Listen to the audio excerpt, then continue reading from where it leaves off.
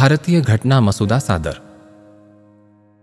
भारतीय राज्यघटनेचे शिल्पकार डॉक्टर बाबासाहेब आंबेडकर यांनी डॉक्टर राजेंद्र प्रसाद यांच्याकडे घटनेचा मसुदा सुपूर्द केला. तो हा ऐतिहासिक प्रसंग.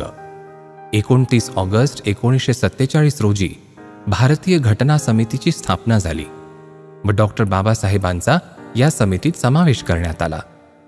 भारतातले प्राचीन ग्रंथ, जगभरातल्या विविध राज्यघटना, राज्यपद्धती यांचा तुलनात्मक व सखोल अभ्यास करून त्यांनी घटनालेखन केले.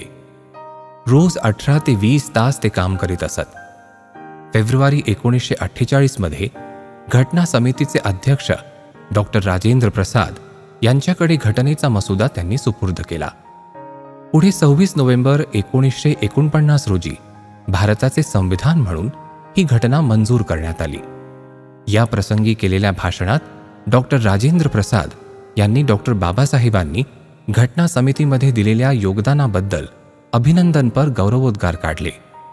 घटनेच्या ऐतिहासिक कार्याने डॉक्टर आंबेडकरांचा देशभर गौरव झाला आणि त्यांना आधुनिक मनू म्हणून जनतेने डोक्यावर घेतले.